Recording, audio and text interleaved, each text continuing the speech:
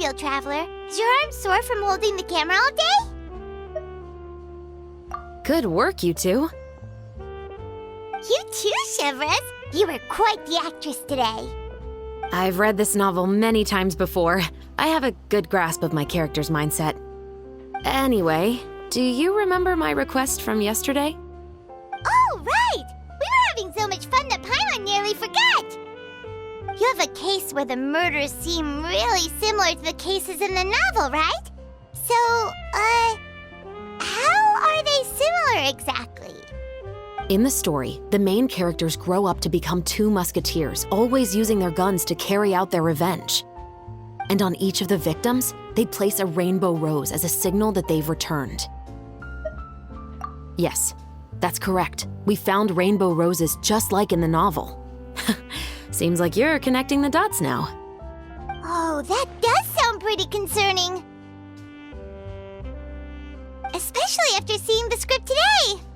Oh, now Paimon can't stop wondering what kind of ulterior motive the murderer might have. What do you think, Traveler?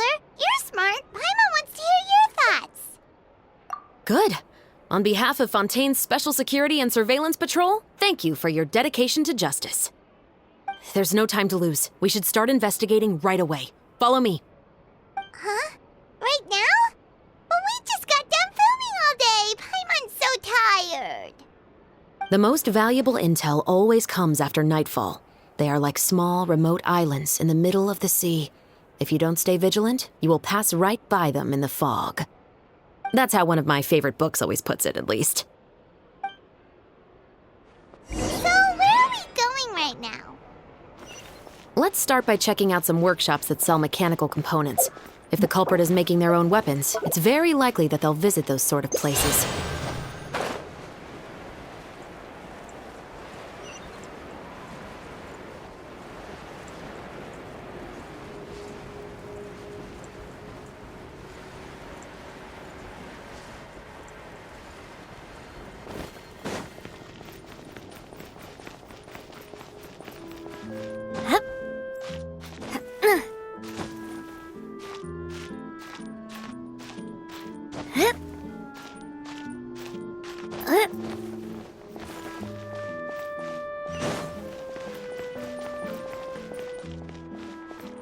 Welcome to Cheeria Boutique.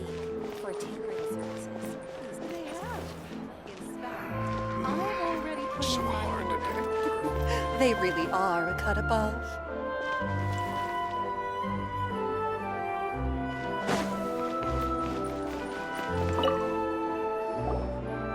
Welcome to LeChaux's Clockwork Workshop. How can I help you? Hello. I'd like to know if anyone has purchased some special components lately. Special components? Sorry, could you be more specific? I mean the kind of components that aren't typically used for clockwork toys, but for firearms. Huh? For firearms? No, we don't sell those sort of things here. Don't misunderstand. I'm not here to cause any trouble. We are merely investigating a case, and we're hoping that you could cooperate. Well, to be completely honest, I'm not even sure what kind of components that would entail.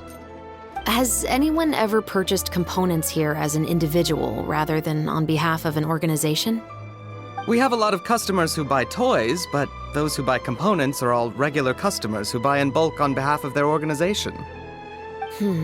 Is that so? I understand.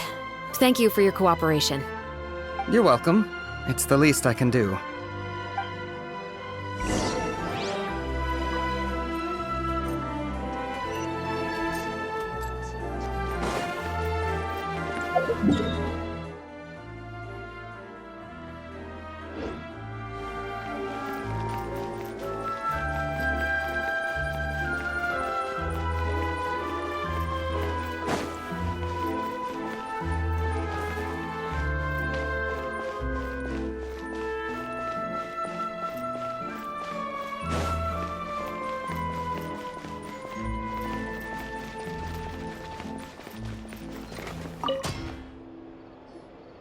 Oh, hey, Chevres. Run out of oil for your musket again? Hello, Estelle. I want to know if anyone has come to your shop recently to order some firearm components. Oh, is this another case? Let me think. I don't think so. Some people have requested that I make some prop guns for the Fontanalia Film Festival, but I refused all of those requests. Oh? Why's that? Because there's no profit! I only make things here that can do some real heavy lifting. I don't have the energy to make some new molds just for the festival. Then has anybody come specifically looking for mechanical components? Well, I usually sell off my scrap to the Fleuve Cendre. I don't typically give them to one specific person. I understand. Thanks for your cooperation. Don't mention it. Always happy to have the Musketeers' patronage. Seems like we haven't found any leads to go off yet. Yeah, unfortunately. All right, let's head to Fleuve Cendre next. Huh? Are you sure? People might not be so thrilled to see the captain of the special patrol there. You think so, huh? Then I guess you don't know. Huh? Know what? That I grew up in Fleuve Cendre.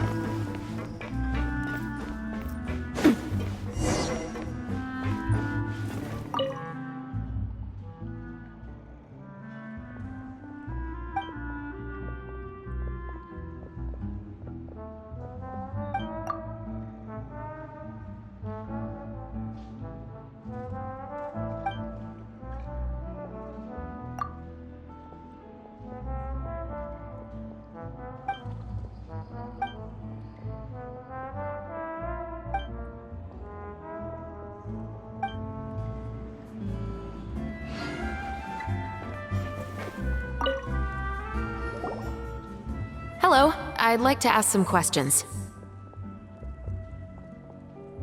I don't know anything.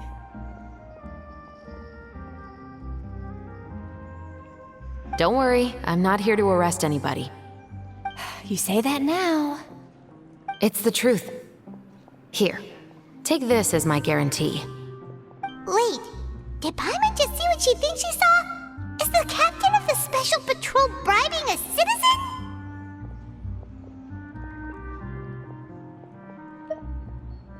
Seems you're different from the other guards. What do you want to know? Have you heard anything related to muskets in Fleuve Cendre lately? Anything at all? Muskets, huh? All I know is that about 2 weeks ago, we started hearing some loud noises at night. So loud that it's been waking me up. Were they gunshots? Possibly. It's hard to tell around here. Someone's house collapsing, a pipe exploding somewhere, it's all the same. But the noises I'm talking about definitely happened after I fell asleep. Do you know where the noises were coming from? I don't remember clearly. Is it that you don't remember, or that you need to think about it some more? You tell me. Then please, think about it some more. She's giving her even more Mora! The noises came from the end of the Southern Waterway. I came out and had a look for myself when I wasn't sleeping well, but I didn't dare get too close. That's all I know. All right, I'll take your word for it. Thanks for the pâte de fruits.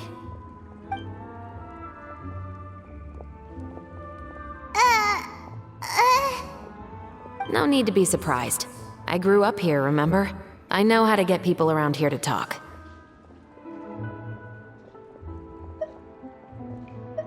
Seems you catch on pretty quick. Now then, let's keep going.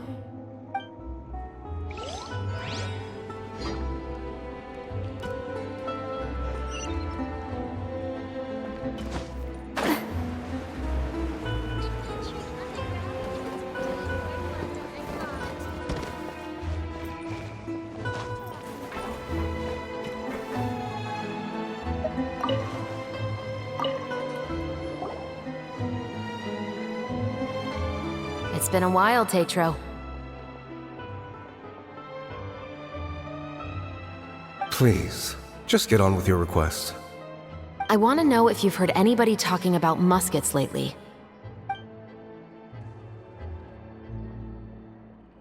Information isn't free, you know.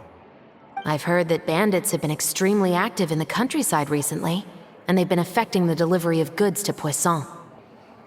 I can allocate some more manpower to help out with that problem. What do you say? You're still as helpful as ever. One of our men got drunk at dinner about a month ago and lost his gun. 3 days later, it turned up in the corner here. What's weird about that? He just forgot where he put it, right? This is Fleuve Cendre, my friend. Anything of value left in the tavern won't ever make it to the next day. But that gun turned out to be an exception. It didn't get any new wear and tear on it, and didn't even appear to have been fired. We were quite mystified as to what could have happened.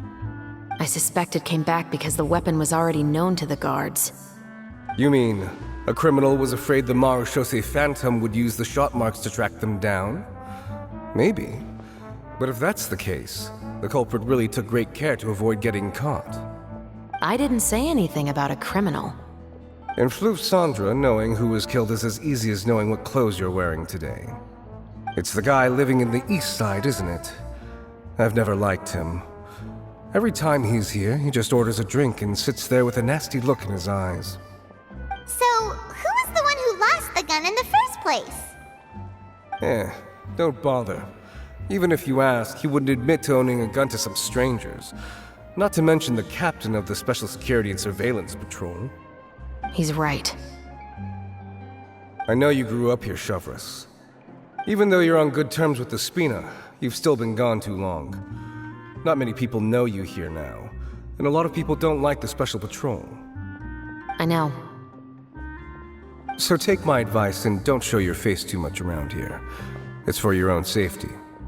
I'll come and go as I please, and I'm afraid I'll be appearing more often due to my work. All right. Don't say I didn't warn you.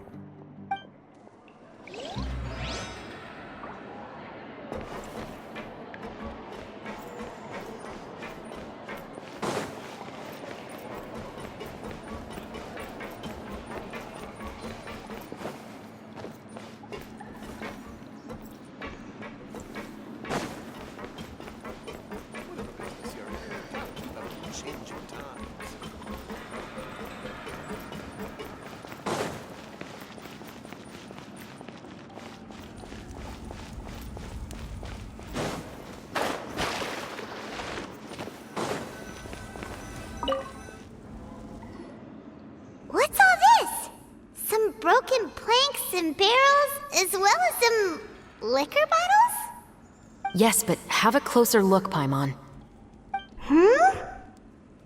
Even though somebody has purposefully tried to clean them up, these are obviously marks from musket bullets. In other words, someone was here trying to improve their shot. They were using the barrels and bottles for target practice. Could it have been the killer? Your guess is as good as mine.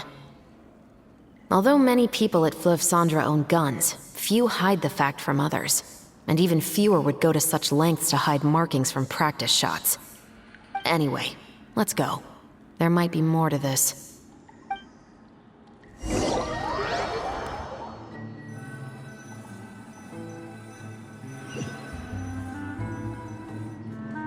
Seems like that's all we'll be able to uncover for today. Paimon feels like we managed to learn a lot more here than up on the surface. Yes.